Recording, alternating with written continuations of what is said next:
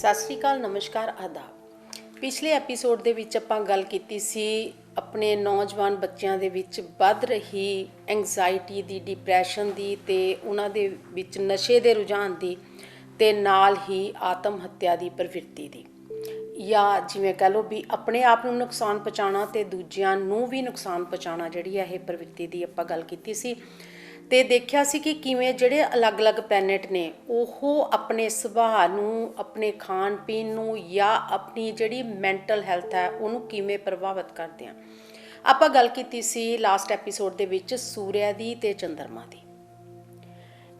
ਅੱਜ ਦੇ ਐਪੀਸੋਡ ਦੇ ਵਿੱਚ ਆਪਾਂ ਗੱਲ ਕਰਾਂਗੇ ਕਿ ਮੰਗਲ ਅਤੇ ਬੁੱਧ ਜਿਹੜੇ ਨੇ ਉਹ ਕਿਵੇਂ ਸਾਡੇ ਸੁਭਾਅ ਨੂੰ, ਸਾਡੀ ਬੋਲਚਾਲ ਨੂੰ, ਸਾਡੇ ਖਾਣ ਪੀਣ ਨੂੰ ਅਤੇ ਸਾਡੇ ਗੁੱਸੇ ਨੂੰ ਔਰ ਨਾਲ ਹੀ ਸਾਡੇ ਜਿਹੜੇ ਮੈਂਟਲ ਹੈਲਥ ਇਸ਼ੂਜ਼ ਆ ਉਹਨਾਂ ਨੂੰ ਕਿਵੇਂ ਪ੍ਰਭਾਵਿਤ ਕਰਦੇ ਆ।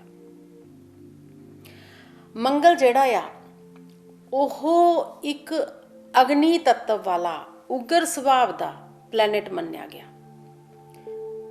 ਐਨਰਜੀ ਲਈ ਬਹੁਤ ਜ਼ਰੂਰੀ ਹੁੰਦਾ।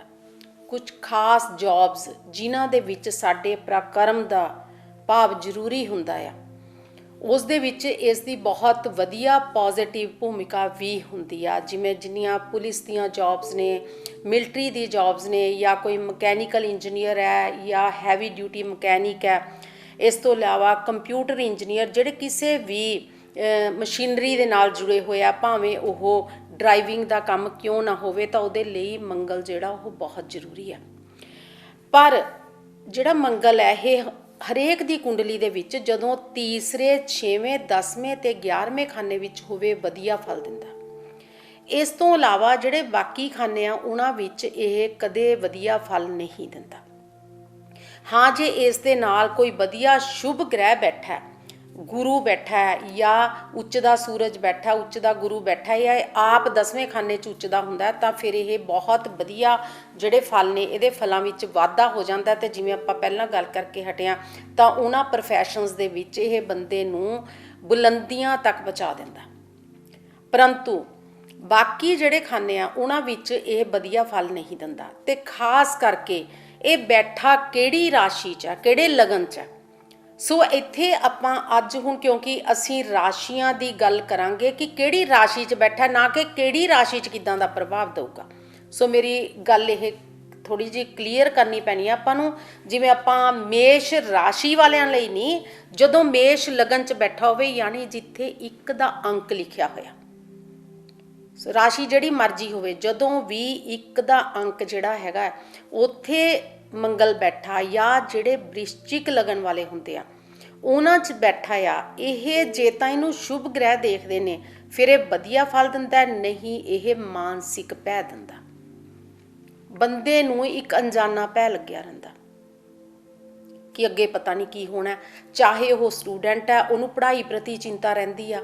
ਜੇ ਉਹ ਪ੍ਰੋਫੈਸ਼ਨਲ ਹੈ, ਉਹਨੂੰ ਆਪਣੇ ਪ੍ਰੋਫੈਸ਼ਨ ਸੰਬੰਧੀ ਚਿੰਤਾ ਰਹਿੰਦੀ ਆ।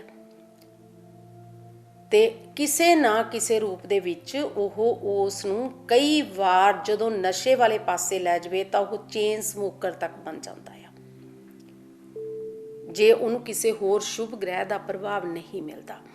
ਜਿਹੜੇ ਟੌਰਸ ਰਾਸ਼ੀ ਜਿੱਥੇ 2 ਦਾ ਅੰਕ ਲਿਖਿਆ ਹੁੰਦਾ ਹੈ, ਯਾਨੀ ਜਿਸ ਨੂੰ ਆਪਾਂ ਬ੍ਰਿਸ਼ਭ ਲਗਨ ਕਹਿ ਦਿੰਦੇ ਹਾਂ, ਜੇਕਰ ਉੱਥੇ ਮੰਗਲ ਹੋਵੇ ਤਾਂ ਬੰਦੇ ਦੀ ਸਪੀਚ ਨੂੰ ਬਿਟਰ ਬਣਾਉਂਦਾ।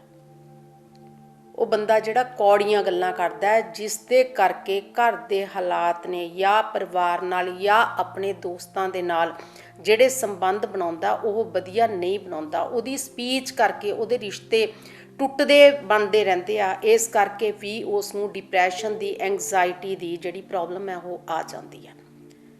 ਇਹ ਸਭ ਕੁਝ ਉਹਦੀ ਸਪੀਚ ਕਰਕੇ ਹੁੰਦਾ। ਜਿਹੜੇ ਬੁੱਧ ਲਗਨ ਦੇ ਵਿੱਚ ਬੈਠਾ ਹੋਵੇ, ਚਾਹੇ ਜੈਮਨੀ ਵਾਲੇ 3 ਦੇ ਅੰਕ 'ਚ ਬੈਠਾ ਹੋਵੇ ਮੰਗਲ, ਜਾਂ ਜਿੱਥੇ 6 ਦਾ ਅੰਕ ਲਿਖਿਆ ਯਾਨੀ ਵਰਗੋ ਵਾਲੇ ਨੇ, ਜੇਕਰ ਮੰਗਲ ਉੱਥੇ ਹੈ ਤਾਂ ਇਹ ਬੰਦੇ ਨੂੰ ਇੱਕ ਭਟਕਾਵ ਦਿੰਦਾ ਆ। ਯਾਨੀ ਉਹਨੂੰ ਬੇਕਾਰ ਦਾ ਭਟਕਾਵ ਦੇ ਕੇ ਉਹ ਉਰਾਂ ਪਰਾਂ ਫਿਰਦਾ ਰਹਿੰਦਾ। ਕਈ ਵਾਰ ਉਸ ਦੀ ਜਿਹੜੀ ਕੰਪਨੀ ਆ ਉਹ ਗੁੱਡ ਨਹੀਂ ਹੁੰਦੀ, ਜਾਂ ਉਸ ਨੂੰ ਕਿਸੇ ਪਾਸੇ ਜਿਹੜਾ ਟਿਕਾ ਨਹੀਂ ਆਉਂਦਾ। ਬੇਕਾਰ ਦਾ ਭਟਕਣਾ, ਬੇਕਾਰ ਦਾ ਫਿਰਨਾ, ਉਹਦੇ ਨਾਲ ਉਹ ਟਾਈਮ ਵੇਸਟ ਕਰਦਾ ਵਿਅਕਤੀ, ਭਾਵੇਂ ਉਹ ਸਟੂਡੈਂਟ ਹੈ ਭਾਵੇਂ ਯੰਗਸਟਰ ਹੈ।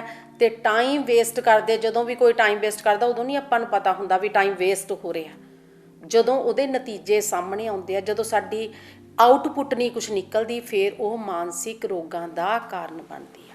ਫਿਰ ਬੰਦੇ ਨੂੰ ਪਤਾ ਲੱਗਦਾ ਕਿ ਇਹ ਟਾਈਮ ਤਾਂ ਮੈਂ ਇੱਦਾਂ ਹੀ ਗਵਾ ਲਿਆ। ਉਸ ਤੋਂ ਬਾਅਦ ਜੇਕਰ ਇਹ 4 ਦੇ ਅੰਕ ਦੇ ਵਿੱਚ ਕਿਸੇ ਦੀ ਵੀ ਕੁੰਡਲੀ ਹੋਵੇ, 4 ਦੇ ਅੰਕ ਦੇ ਵਿੱਚ ਬੈਠਾ ਹੈ, ਤਾਂ ਉਹ ਕਰਕ ਲਗਨ ਹੋ ਗਿਆ। ਕਰਕ ਲਗਨ ਦੇ ਵਿੱਚ ਇਹ ਹਾਰਟ ਨਾਲ ਸੰਬੰਧਿਤ, ਹਾਰਟ ਨੂੰ ਸੈਂਸਿਟਿਵ ਬਣਾਉਂਦਾ ਤੇ ਇੰਨੀ ਜ਼ਿਆਦਾ ਬੰਦੇ ਨੂੰ ਐਂਗਜ਼ਾਇਟੀ ਦਿੰਦਾ, ਡਿਪਰੈਸ਼ਨ ਦਿੰਦਾ ਕਿ ਉਸ ਬੰਦੇ ਨੂੰ ਹਾਰਟ ਅਟੈਕ ਤੱਕ ਹੋ ਸਕਦਾ ਆ। ਸੋ ਉਹਨਾਂ ਨੂੰ ਬਚਣਾ ਚਾਹੀਦਾ ਆਪਣੇ ਡਿਪਰੈਸ਼ਨ ਤੋਂ ਜਾਂ ਐਂਗਜ਼ਾਇਟੀ ਤੋਂ। ਉਸ ਤੋਂ ਬਾਅਦ ਜੇਕਰ ਇਹ 5 ਦੇ ਅੰਕ ਦੇ ਵਿੱਚ ਜਾਂ 7 ਦੇ ਅੰਕ ਦੇ ਵਿੱਚ, ਜਿਹਨੂੰ ਆਪਾਂ ਲੀਓ ਲਗਨ ਜਾਂ ਸਿੰਘ ਲਗਨ ਤੇ ਨਾਲ ਤੁਲਾ ਲਗਨ ਕਹਿੰਦੇ ਆ, ਉੱਥੇ ਜੇਕਰ ਮੰਗਲ ਆ ਜਾਵੇ ਤੇ ਸ਼ੁਭ ਗ੍ਰਹਾਂ ਦੀ ਦ੍ਰਿਸ਼ਟੀ ਨਾ ਹੋਵੇ, ਫਿਰ ਇਹ ਇੱਕ ਉਦਾਸੀਨਤਾ ਦਿੰਦਾ, ਇੱਕ ਅਜੀਬ ਤਰ੍ਹਾਂ ਦੀ ਉਦਾਸੀ ਦਿੰਦਾ। ਬੰਦੇ ਦਾ ਸਾਰਾ ਬਿਹੇਵੀਅਰ ਹੈ ਜਿਹੜਾ ਉਹ ਇੱਕ ਤਰ੍ਹਾਂ ਨਾਲ ਬਹੁਤ ਹੀ ਹੱਦੋਂ ਵੱਧ ਸ਼ਾਂਤ ਹੋ ਜਾਣਾ ਵੀ ਚੰਗਾ ਨਹੀਂ ਹੁੰਦਾ। ਤਾਂ ਨਾ ਉਹ ਕਿਸੇ ਐਕਟੀਵਿਟੀ ਦੇ ਵਿੱਚ ਭਾਗ ਲੈਂਦਾ, ਨਾ ਉਹਨੂੰ ਕੁਝ ਚੰਗਾ ਲੱਗਦਾ, ਆਪਣੇ ਆਲੇ ਦੁਆਲੇ ਦੇ ਪ੍ਰਤੀ ਉਦਾਸੀਨ ਹੋ ਜਾਂਦਾ। ਜੇਕਰ ਉਹਨੂੰ ਕਿਹਾ ਜਾਵੇ ਵੀ ਇਹ ਕਿਸੇ ਦੇ ਫੰਕਸ਼ਨ ਆ ਗਿਆ, ਵਿਆਹ ਆ ਗਿਆ, ਆਪਾਂ ਉੱਥੇ ਜਾਣਾ, ਤਾਂ ਉਹ ਕਹਿੰਦਾ ਵੀ ਨਹੀਂ ਮੈਂ ਨਹੀਂ ਜਾਣਾ, ਤਿਆਰ ਹੋ ਕੇ ਵੀ ਬੈਠ ਜਾਊਗਾ, ਕਿਉਂਕਿ ਉਹਦਾ ਆਲੇ ਦੁਆਲੇ ਪ੍ਰਤੀ ਕੋਈ ਰੁਚੀ ਨਹੀਂ ਰਹਿੰਦੀ। ਔਰ ਇਹੀ ਮੇਰਾ ਖਿਆਲ ਸਭ ਤੋਂ ਮਾੜਾ ਹੁੰਦਾ, ਕਿਉਂਕਿ ਨਾ ਤਾਂ ਉਹਨੂੰ ਕੋਈ ਗੋਲ ਨਜ਼ਰ ਆਉਂਦਾ ਤੇ ਉਸ ਨੂੰ ਲੱਗਦਾ ਕਿ ਬਾਕੀ ਲੋਕਾਂ ਨੇ ਉਹਦੇ ਨਾਲ ਮਾੜਾ ਕੀਤਾ। ਸੋ ਉਸ ਹਾਲਤ ਦੇ ਵਿੱਚ ਉਸ ਨੂੰ ਲੱਗਦਾ ਕਿ ਮੇਰੇ ਜੀਣ ਦਾ ਕੋਈ ਮਕਸਦ ਨਹੀਂ ਹੈ, ਤੇ ਫਿਰ ਉਹਨਾਂ ਵਿੱਚ ਆਤਮ ਹੱਤਿਆ ਦੀ ਪ੍ਰਵਿਰਤੀ ਹੈ ਜਿਹੜੀ ਉਹ ਹੋ ਜਾਂਦੀ ਆ। ਸੋ ਉਸ ਤੋਂ ਬਾਅਦ ਆਪਾਂ ਗੱਲ ਕਰਦੇ ਹਾਂ ਜਿਹੜੇ ਕੁੰਭ ਲਗਨ ਵਾਲੇ ਹੁੰਦੇ ਆ। ਜੇ 11 ਦੇ ਅੰਕ ਦੇ ਵਿੱਚ ਜਾਂ 10 ਦੇ ਅੰਕ ਦੇ ਵਿੱਚ ਤਾਂ ਇਹ ਸਭ ਤੋਂ ਵਧੀਆ ਹੁੰਦਾ, ਉੱਚਦਾ ਹੁੰਦਾ, ਪਰ 11 ਦਾ ਅੰਕ ਜਿਹੜਾ ਸ਼ਨੀ ਦੀ ਰਾਸ਼ੀ ਹੈ, ਉੱਥੇ ਇਹ ਇੰਨਾ ਕੁ ਜ਼ਿਆਦਾ ਮਾਨਸਿਕ ਰੋਗ ਦਿੰਦਾ ਕਿ ਬੰਦੇ ਨੂੰ ਪੈਰਾਲਾਈਜ਼ ਤੱਕ ਹੋ ਸਕਦਾ। ਇੰਨੀ ਜ਼ਿਆਦਾ ਐਂਗਜ਼ਾਇਟੀ ਦਿੰਦਾ ਕਿ ਉਸ ਨੂੰ ਪੈਰਾਲਾਈਜ਼ ਤੱਕ ਹੋ ਸਕਦਾ। ਸੋ ਉਹਨਾਂ ਨੂੰ ਵੀ ਸਟ੍ਰੈਸ ਤੋਂ, ਐਂਗਜ਼ਾਇਟੀ ਤੋਂ, ਡਿਪਰੈਸ਼ਨ ਤੋਂ ਬਚਣਾ ਚਾਹੀਦਾ। ਸਭ ਤੋਂ ਜ਼ਿਆਦਾ ਮਾੜਾ ਫਲ ਇਹ ਭਾਵੇਂ ਮੀਨ ਰਾਸ਼ੀ ਦੇ ਵਿੱਚ ਦਿੰਦਾ, ਜਿਹੜੀ ਪਾਈਸਿਸ ਹੁੰਦੀ ਹੈ। ਜੇ 12 ਦੇ ਅੰਕ ਦੇ ਵਿੱਚ ਹੋਵੇ ਤੇ 9 ਦੇ ਅੰਕ ਦੇ ਵਿੱਚ ਵੀ ਹੋਵੇ, ਤਾਂ ਇਹ ਲੋਕ ਜਿਹੜੇ ਜ਼ਿਆਦਾ ਨਸ਼ੇ ਨੂੰ ਪ੍ਰੋਨ ਹੁੰਦੇ ਆ, ਆਪਾਂ ਇਹ ਕਹਿ ਸਕਦੇ ਹਾਂ ਕਿ ਜ਼ਿਆਦਾ ਨਸ਼ੇ ਦੇ ਆਦੀ ਹੋ ਸਕਦੇ ਆ। ਭਾਵੇਂ ਇਹ ਗੁਰੂ ਦੀਆਂ ਰਾਸ਼ੀਆਂ ਨੇ, ਪਰ ਇੱਥੇ ਮੰਗਲ ਦੀ ਜਿਹੜੀ ਸਥਿਤੀ ਆ ਉਹ ਬਹੁਤੀ ਵਧੀਆ ਨਹੀਂ ਮੰਨੀ ਜਾਂਦੀ। ਤੇ ਉਹਨਾਂ ਦੇ ਸੁਭਾਅ ਦੇ ਵਿੱਚ ਜਿਵੇਂ ਕਹਿ ਦਿਓ ਉਹ ਹਮੇਸ਼ਾ ਹਾਈਪਰ ਰਹਿੰਦੇ ਆ। ਸੋ ਇਹ ਐਂਗਜ਼ਾਇਟੀ ਦੀਆਂ ਨਿਸ਼ਾਨੀਆਂ ਹੁੰਦੀਆਂ ਕਿ ਇੱਕ ਤਾਂ ਹੁੰਦਾ ਉਦਾਸੀਨ ਹੋ ਜਾਣਾ, ਟਿੱਕੇ ਬਹਿ ਜਾਣਾ, ਕਿਸੇ ਚੀਜ਼ 'ਚ ਹਿੱਸਾ ਨਾ ਲੈਣਾ, ਕੁਛ ਚੰਗਾ ਨਾ ਲੱਗਣਾ। ਪਰ ਇੱਥੇ ਜ਼ਿਆਦਾ ਹਾਈਪਰ ਹੋ ਗਏ ਤੇ ਫਿਰ ਉਹਨਾਂ ਦਾ ਜਿਹੜਾ ਵਿਹਾਰ ਹੈ ਉਹ ਇੱਕ ਤਾਂ ਨਸ਼ੇ ਵਾਲੇ ਪਾਸੇ ਚਲ ਜਾਂਦਾ ਤੇ ਸੁਭਾਅ ਵੀ ਜ਼ਿਆਦਾ ਉਗਰ ਹੋ ਜਾਂਦਾ, ਤੇ ਉਹਨਾਂ ਨੂੰ ਫਿਰ ਕੰਟਰੋਲ ਕਰਨਾ ਕਈ ਵਾਰ ਹੱਦੋਂ ਬਾਹਰ ਹੋ ਜਾਂਦਾ। ਜਾਂ ਪੇਰੈਂਟਸ ਨੂੰ ਲੱਗਦਾ ਆ ਕਿ ਜਦੋਂ ਬੱਚੇ ਕਹਿੰਦੇ ਆ ਜਾਂ ਮਰ ਜੂ ਜਾਂ ਮਾਰ ਦੋ, ਉਹ ਵਾਲੀ ਗੱਲ ਹਾਈਪਰ ਹੋ ਕੇ, ਤੇ ਕਈ ਵਾਰ ਉਹਨਾਂ ਨੂੰ ਆਪ ਨੂੰ ਹਾਰਟ ਸੰਬੰਧੀ, ਆਰਟਰੀਜ਼ ਸੰਬੰਧੀ, ਕਈ ਵਾਰ ਤਾਂ ਆਰਟਰੀਜ਼ ਹੀ ਬਲੌਕ ਕਰ ਬਹਿੰਦੇ ਆ ਤੇ ਬਲੱਡ ਸੰਬੰਧੀ ਜ਼ਿਆਦਾ ਪ੍ਰੋਬਲਮਸ ਆਉਂਦੀਆਂ, ਹਾਰਟ ਸੰਬੰਧੀ ਜ਼ਿਆਦਾ ਪ੍ਰੋਬਲਮਸ ਆਉਂਦੀਆਂ। ਸੋ ਇਹ ਜਿਹੜੀਆਂ ਨੇ ਇਹਨਾਂ ਦੇ ਵਿੱਚ ਆਪਾਂ ਜਦੋਂ ਹੁਣ ਪ੍ਰਭਾਵ ਦੇਖਦੇ ਹਾਂ ਕਿ ਕਿੱਥੇ ਕਿਹੜੇ ਪਲੈਨਟ ਬੈਠੇ ਆ ਤੇ ਉਹ ਕਿੱਦਾਂ ਦਾ ਰੋਗ ਦੇਣਗੇ। ਪਹਿਲਾਂ ਤਾਂ ਇਹ ਹੈ ਕਿ ਜਿਸ ਦੀ ਕੁੰਡਲੀ 'ਚ ਆਪਾਂ ਇਹਨਾਂ ਰਾਸ਼ੀਆਂ ਦੇ, ਇਹਨਾਂ ਖਾਨਿਆਂ ਦੀ ਗੱਲ ਕੀਤੀ ਆ, ਸਭ ਤੋਂ ਪਹਿਲਾਂ ਆਪਾਂ ਲਾਰਡ ਆਫ ਅਸੈਂਡੈਂਟ ਦੇਖਾਂਗੇ।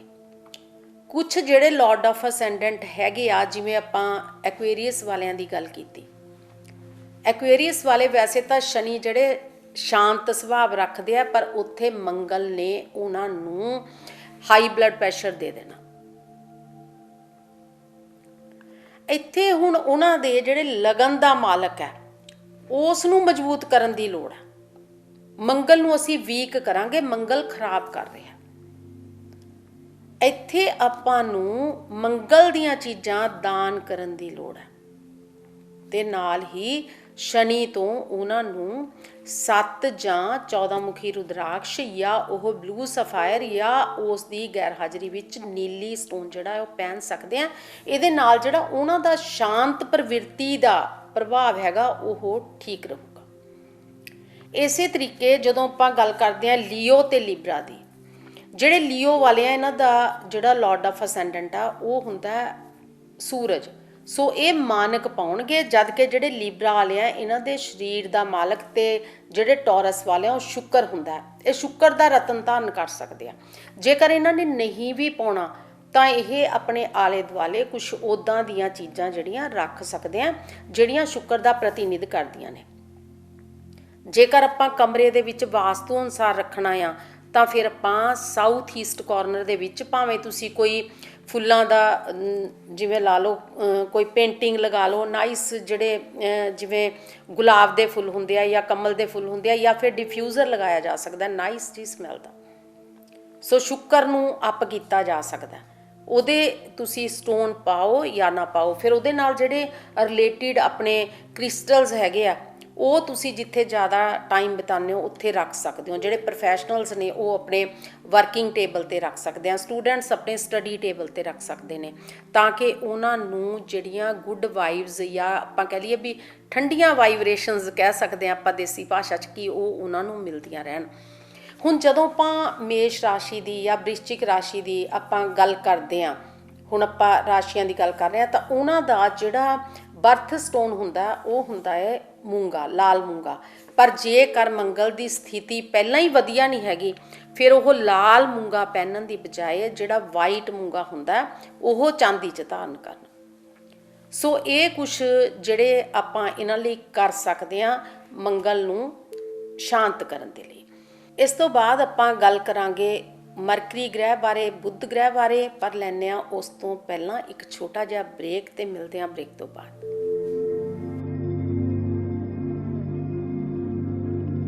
सपने वो नहीं जो आप बंद आंखों से देखते हैं, सपने वो जो आपको सोने नहीं देते। क्या आपके भी कुछ ऐसे ही सपने हैं? आसमान को छू लेने के सपने, भविष्य में कुछ कर दिखाने के सपने, अपना और परिवार का नाम रोशन करने के सपने। आपके family astrologer and vastu consultant Sharda ji. Right guidance and right time will lead you to success.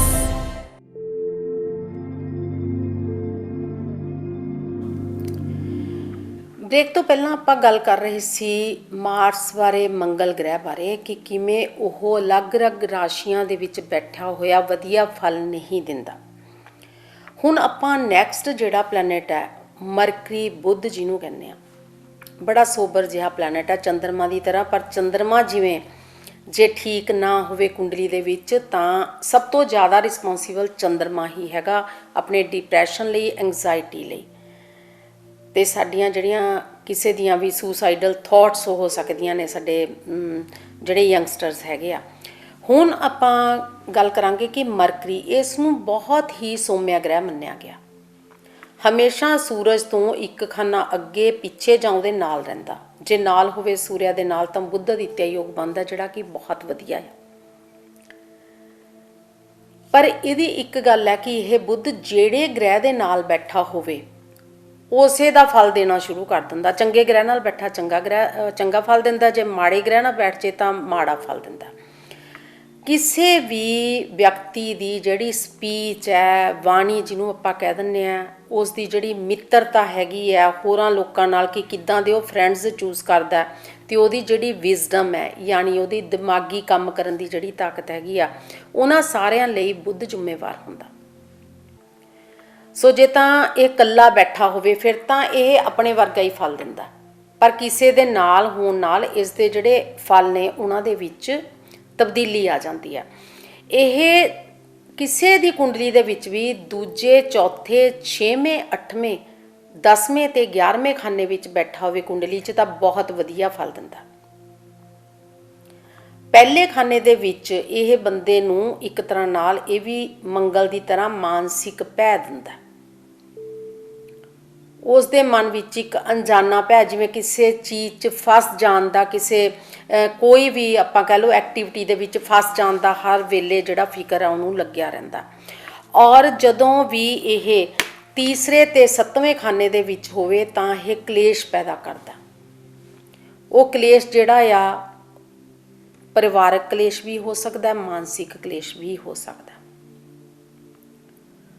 ਹੁਣ ਜਦੋਂ ਆਪਾਂ ਇਹਦੀ ਵੱਖ-ਵੱਖ ਰਾਸ਼ੀਆਂ ਦੇ ਵਿੱਚ ਇਸ ਨੇ ਕਿਹੋ ਜਿਹਾ ਫਲ ਦੇਣਾ, ਉਹ ਦੇਖਣ ਤੋਂ ਪਹਿਲਾਂ ਇਹ ਆਪਾਂ ਦੇਖੀਏ ਕਿ ਇਹ ਹੋਰ ਕਿੱਥੇ-ਕਿੱਥੇ ਪ੍ਰਭਾਵਿਤ ਕਰ ਸਕਦਾ।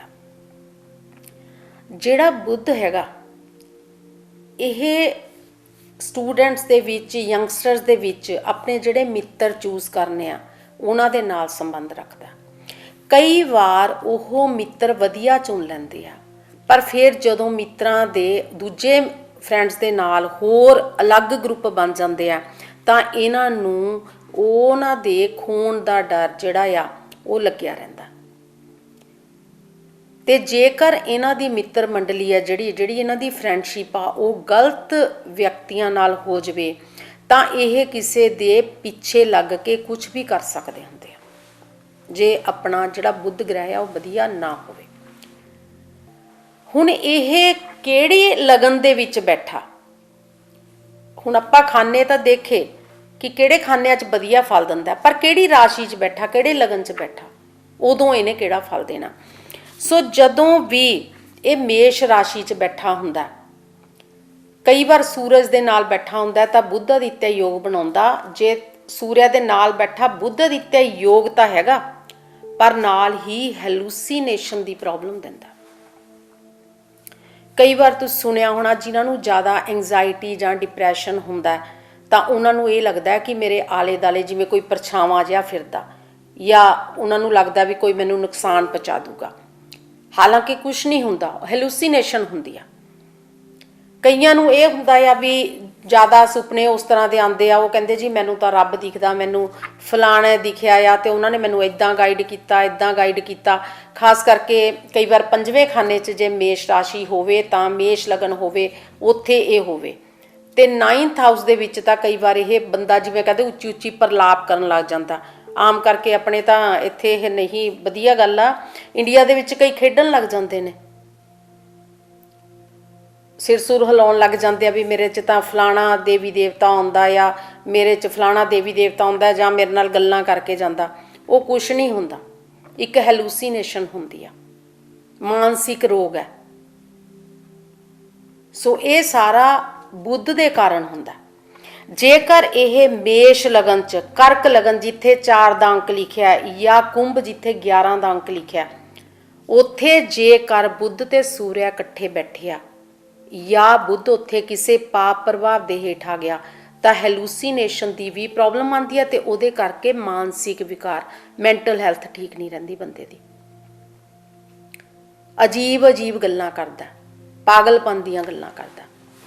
ਇਸ ਤੋਂ ਇਲਾਵਾ ਜਿਹੜਾ ਕੰਨਿਆ ਲਗਨ ਹੁੰਦਾ, ਯਾਨੀ ਜਿੱਥੇ 6 ਦਾ ਅੰਕ ਪਿਆ, ਕੰਨਿਆ ਲਗਨ ਦੇ ਵਿੱਚ ਬੈਠਾ, ਫਿਰ ਵੀ ਉਸ ਨੂੰ ਭੈ ਜ਼ਿਆਦਾ ਹੁੰਦਾ, ਇੱਕ ਅਣਜਾਣਾ ਡਰ ਜਿਹੜਾ ਉਹ ਬਣਿਆ ਰਹਿੰਦਾ।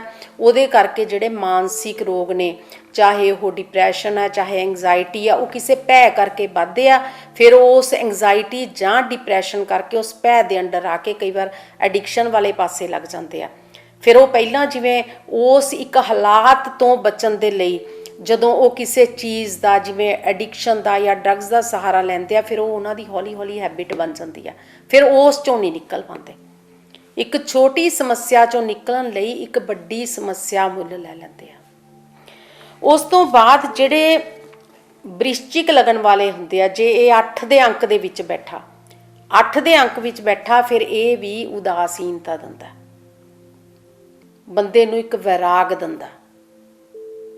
ਸੋ ਬ੍ਰਿਸ਼ਚਿਕ ਲਗਨ ਦੇ ਵਿੱਚ ਬੈਠਾ ਬੁੱਧ ਜਿਹੜਾ, ਜੇਕਰ ਹੋਰ ਕਿਸੇ ਸ਼ੁਭ ਗ੍ਰਹਿ ਦਾ ਪ੍ਰਭਾਵ ਨਾ ਹੋਵੇ ਤਾਂ ਉਦਾਸੀਨਤਾ ਹੋ ਜਾਂਦੀ ਹੈ। ਉਹਦਾ ਜ਼ਿੰਦਗੀ ਦੇ ਵਿੱਚ ਆਪਣੇ ਆਪ ਦੇ ਵਿੱਚ ਕੋਈ ਪਿਆਰ ਜਿਹੜਾ ਆ ਉਹ ਖਤਮ ਹੋ ਜਾਂਦਾ ਤੇ ਫਿਰ ਉਹ ਸੁਸਾਈਡ ਬਾਰੇ ਸੋਚਣਾ ਸ਼ੁਰੂ ਕਰ ਦਿੰਦਾ।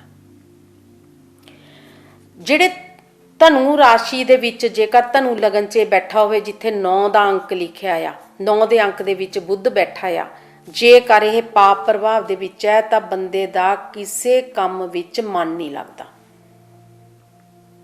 ਡਿਪਰੈਸ਼ਨ ਤਾਂ ਹੋ ਗਿਆ ਤੇ ਬੰਦਾ ਆਲਸੀ ਵੀ ਹੋ ਜਾਂਦਾ ਤੇ ਕਮਜ਼ੋਰ ਵੀ ਹੋ ਜਾਂਦਾ।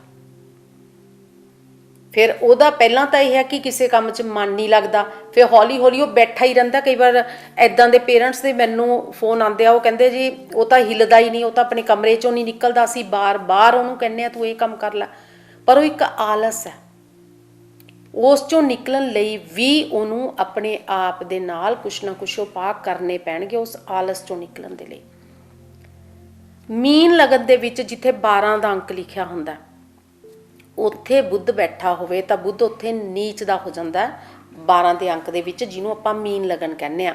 ਉੱਥੇ ਉਸ ਨੂੰ ਪੈਰਾਂ ਦੇ ਰੋਗ ਤਾਂ ਤੰਗ ਕਰਦੇ ਹੀ ਕਰਦੇ ਆ, ਸਪੀਚ ਵੀ ਤੰਗ ਕਰਦੀ ਆ। ਇੱਥੇ ਹੁਣ ਸਪੀਚ ਅਸੀਂ ਬੈਡ ਸਪੀਚ ਨਹੀਂ ਕਹਾਂਗੇ, ਉਹ ਕਮਿਊਨੀਕੇਟ ਨਹੀਂ ਕਰ ਪਾਉਂਦਾ, ਪ੍ਰੋਪਰ ਜੋ ਕਹਿਣਾ ਚਾਹੁੰਦਾ ਉਹ ਨਹੀਂ ਕਹਿ ਸਕਦਾ। ਭਾਵੇਂ ਉਹਦਾ ਫਰੈਂਡ ਸਰਕਲ ਹੈ, ਭਾਵੇਂ ਉਹਦਾ ਪ੍ਰੋਫੈਸ਼ਨ ਹੈ। ਹੁਣ ਕਈ ਪ੍ਰੋਫੈਸ਼ਨ ਇਹੋ ਜਿਹੇ ਆ ਜਿਹੜੇ ਬਾਈ ਸਪੀਚ ਹੀ ਹੁੰਦੇ ਆ। ਜੇਕਰ ਉਸ ਬੰਦੇ ਦੀ ਸਪੀਚ ਕਲੀਅਰ ਨਹੀਂ ਹੈ ਜਾਂ ਉਹ ਜੋ ਕਹਿਣਾ ਚਾਹੁੰਦਾ ਉਹ ਨਹੀਂ ਕਹਿ ਪਾਉਂਦਾ। ਹੁਣ ਕਈ ਲੋਕ ਨੇ, ਕਈ ਇੱਦਾਂ ਦੇ ਬਿਜ਼ਨਸ ਨੇ, ਕੁਛ ਵੀ ਖਰੀਦਣ ਚੱਲ ਜਾਓ, ਉਹਨਾਂ ਦੀ ਗੱਲਬਾਤ ਇੰਨੀ ਵਧੀਆ ਹੁੰਦੀ ਹੈ, ਤੁਸੀਂ ਉਹ ਚੀਜ਼ ਲੈਣ ਦਾ ਲੋੜ ਵੀ ਨਹੀਂ ਹੁੰਦੀ, ਪਰ ਤੁਹਾਡਾ ਮਨ ਅਚਾਨਕ ਬਣ ਜਾਂਦਾ। ਉਹ ਬਾਈ ਸਪੀਚ ਤੁਹਾਨੂੰ ਚੀਜ਼ ਸੈੱਲ ਕਰਦੇ ਆ। ਤੇ ਇੱਕ ਬੰਦਾ ਜਿਹੜਾ ਇੱਥੇ ਪਿਛੜ ਜਾਂਦਾ, ਉਹ ਜਿਹੜਾ ਪ੍ਰੋਫੈਸ਼ਨਲ ਹੈਗਾ ਆ, ਉਹ ਆਪਣੇ ਕੰਮ 'ਚ ਪਿੱਛੇ ਹੋ ਗਿਆ, ਕੰਮ 'ਚ ਪਿੱਛੇ ਰਹਿ ਗਿਆ, ਇਨਕਮ 'ਚ ਪਿੱਛੇ ਰਹਿ ਗਿਆ, ਉਹਦੇ ਫਾਈਨੈਂਸਿਸ ਬੈਡ ਹੋ ਗਏ, ਉਹਨੂੰ ਚਿੰਤਾਵਾਂ ਲੱਗ ਗਈਆਂ ਤੇ ਫਿਰ ਉਹ ਡਿਪਰੈਸ਼ਨ ਐਂਗਜ਼ਾਇਟੀ 'ਚ ਚਲਿਆ ਜਾਂਦਾ, ਨਸ਼ੇ 'ਚ ਜਾ ਸਕਦਾ, ਉਸ ਨੂੰ ਦਵਾਈ ਦੀ ਲੋੜ ਪੈ ਸਕਦੀ ਹੈ। ਪਰ ਕਈ ਇਸ ਕਰਕੇ ਵੀ ਡਾਕਟਰ ਕੋਲ ਨਹੀਂ ਜਾਂਦੇ, ਉਹਨਾਂ ਨੂੰ ਪਤਾ ਹੀ ਨਹੀਂ ਹੁੰਦਾ ਸਾਨੂੰ ਡਿਪਰੈਸ਼ਨ ਦੀ ਪ੍ਰੋਬਲਮ ਹੈ। ਸੋ ਪਹਿਲਾਂ ਤਾਂ ਇਹਦੇ ਲਈ ਇਹ ਨਹੀਂ ਹੈ ਕਿ ਇਕੱਲੀ ਐਸਟ੍ਰੋਲੋਜੀ ਹੀ ਸਾਰਾ ਕੁਝ ਕਰ ਦੂਗੀ। ਮੈਡੀਕਲ ਜਿਹੜੀ ਹੈਗੀ ਕੰਸਲਟੈਂਸੀ, ਉਹਦੀ ਵੀ ਲੋੜ ਪੈਂਦੀ ਹੈ। ਦਵਾਈਆਂ ਨੇ ਆਪਣਾ ਕੰਮ ਕਰਨਾ ਤੇ ਨਾਲ ਹੀ ਐਸਟ੍ਰੋਲੋਜੀ ਨੇ ਆਪਣਾ ਕੰਮ ਕਰਨਾ। ਸੋ ਆਪਾਂ ਨੇ ਡਾਕਟਰ ਨੂੰ ਵੀ ਕੰਸਲਟ ਕਰ ਲਓ ਵੀ ਹਾਂ ਭਾਈ ਸਾਨੂੰ ਡਿਪਰੈਸ਼ਨ ਦੀ ਸ਼ਿਕਾਇਤ ਹੈ। ਜਦੋਂ ਤੁਸੀਂ ਉਹਦੇ ਦਵਾਈ ਵੀ ਲਓਗੇ ਤੇ ਨਾਲ ਐਸਟ੍ਰੋਲੋਜੀ ਦੇ ਕਰੋਗੇ ਤਾਂ ਦਵਾਈ ਛੁੱਟ ਸਕਦੀ ਆ, ਹੌਲੀ ਹੌਲੀ ਘਟ ਸਕਦੀ ਆ। ਫਿਰ ਉਸ ਤੋਂ ਬਾਅਦ ਤੁਸੀਂ ਪੂਰੀ ਤਰ੍ਹਾਂ ਤੰਦਰੁਸਤ ਹੋ ਸਕਦੇ ਆ, ਆਪਣੇ ਡਿਪਰੈਸ਼ਨ 'ਚੋਂ ਨਿਕਲ ਸਕਦੇ ਆ, ਐਂਗਜ਼ਾਇਟੀ 'ਚੋਂ ਨਿਕਲ ਸਕਦੇ ਹੋ, ਤੁਸੀਂ ਸੁਸਾਈਡਲ ਜਿਹੜੀਆਂ ਥਾਟਸ ਆ ਉਹ 'ਚੋਂ ਨਿਕਲ ਸਕਦੇ ਆ। ਇਹਦੇ ਲਈ ਇਹ ਨਹੀਂ ਹੈ ਕਿ ਅਸੀਂ ਸਟੋਨ ਪਾ ਲਿਆ ਤਾਂ ਉਹਦੇ ਨਾਲ ਫਰਕ ਪਊਗਾ। ਮੈਡੀਟੇਸ਼ਨ ਬਹੁਤ ਜ਼ਰੂਰੀ ਹੈ। ਕਈ ਵਾਰ ਜਦੋਂ ਮੈਡੀਟੇਟ ਕਰਦੇ ਹੋ, ਜੇ ਸਟੋਨ ਨਹੀਂ ਵੀ ਪਾਉਣੇ ਤੁਸੀਂ ਜਾਂ ਰੁਦਰਾਕਸ਼ ਨਹੀਂ ਵੀ ਵੀਅਰ ਕਰਨਾ, ਹਰੇਕ ਪਲੈਨਟ ਦੇ ਲਈ ਅਲੱਗ-ਅਲੱਗ ਜਿਹੜੇ ਰੁਦਰਾਕਸ਼ ਵੀ ਨੇ, ਅਲੱਗ-ਅਲੱਗ ਸਟੋਨਸ ਵੀ ਨੇ। ਤੇ ਜੇ ਸਟੋਨਸ ਆਪਾਂ ਨਹੀਂ ਵੀ ਅਫੋਰਡ ਕਰ ਸਕਦੇ ਤਾਂ ਕ੍ਰਿਸਟਲਸ ਨੇ, ਉਹ ਬਹੁਤ ਸਸਤੇ ਹੁੰਦੇ ਆ। ਸੋ ਮੈਡੀਟੇਸ਼ਨ ਕਰੋ ਪਹਿਲਾਂ, ਖਾਸ ਕਰਕੇ ਜਿਹੜੇ ਸਟੂਡੈਂਟਸ ਹੈ। ਇਹ ਨਹੀਂ ਕਿ ਹਾਂ ਕਿਤਾਬ ਆਪਾਂ ਜਿਹੜੀ ਹੈਗੀ ਆ ਉਹ ਚੱਕੀ ਤੇ ਪੜ੍ਹਨ ਬੈਠ ਗਏ। ਕੋਈ ਵੀ ਕੰਮ ਸ਼ੁਰੂਆਤ ਕਰਦੇ ਆ ਤਾਂ ਉਸ ਤੋਂ ਪਹਿਲਾਂ ਸਾਨੂੰ ਉਹਦੀ ਕੋਈ ਪ੍ਰੈਪਰੇਸ਼ਨ ਕਰਨੀ ਪੈਂਦੀ ਆ। ਉਹ ਜਿਹੜੀ ਪ੍ਰੈਪਰੇਸ਼ਨ ਹੈਗੀ ਆ ਉਸ ਨੂੰ ਤੁਸੀਂ ਸਟਾਰਟ ਕਰ ਸਕਦੇ ਹੋ 2 ਤੋਂ 5 ਮਿੰਟ ਦੀ ਮੈਡੀਟੇਸ਼ਨ ਦੇ ਰਾਹੀਂ। ਪੇਰੈਂਟਸ ਨੂੰ ਵੀ ਚਾਹੀਦਾ ਕਿ ਸ਼ੁਰੂ ਤੋਂ ਬੱਚਿਆਂ ਨੂੰ ਆਪਣੀ ਜੜ ਦੇ ਨਾਲ ਜੋੜੋ, ਆਪਣੇ ਧਰਮ ਦੇ ਨਾਲ ਜੋੜੋ। ਜਿਹੜੇ ਧਰਮ 'ਚ ਤੁਸੀਂ ਬੋਰਨ ਹੋਏ ਹੋ ਉਹ ਧਰਮ ਸਭ ਤੋਂ ਉੱਤਮ ਹੁੰਦਾ ਹੈ, ਚਾਹੇ ਕੋਈ ਧਰਮ ਹੋਵੇ। ਆਪਣੇ ਘਰ ਦੇ ਨਾਰਥ ਈਸਟ ਵਿੱਚ ਤੇ ਬੱਚੇ ਦੇ ਰੂਮ ਦੇ ਵਿੱਚ ਨਾਰਥ ਈਸਟ 'ਚ ਕੋਈ ਵੀ ਰਿਲੀਜੀਅਸ ਪਿਕਚਰ ਹੈ ਜਿਹੜੀ ਜਾਂ ਮੋਟੀਵੇਸ਼ਨਲ ਜਿਹੜੀ ਚੀਜ਼ ਆ ਉਹ ਰੱਖੋ। ਬੱਚੇ ਨੂੰ ਉਸ ਦਾ ਗੋਲ ਪਤਾ ਹੋਵੇ। ਗੋਲ ਉਹਦੇ ਤੇ ਥੋਪਣਾ ਨਹੀਂ, ਤੁਸੀਂ ਉਹਨੂੰ ਨਹੀਂ ਦੱਸਣਾ ਉਹਦਾ ਡੈਸਟੀਨੇਸ਼ਨ ਕੀ ਆ। ਜੇਕਰ ਤੁਸੀਂ ਉਹਨੂੰ ਸਹੀ ਗਾਈਡ ਕਰੀ ਜਾ ਰਹੇ ਹੋ, ਉਹਨੂੰ ਆਪਣੇ ਰਸਤੇ ਆਪ ਲੱਭਣ ਦਿਓ, ਪਰ ਉਹ ਰਸਤੇ ਸਹੀ ਹੋਣ।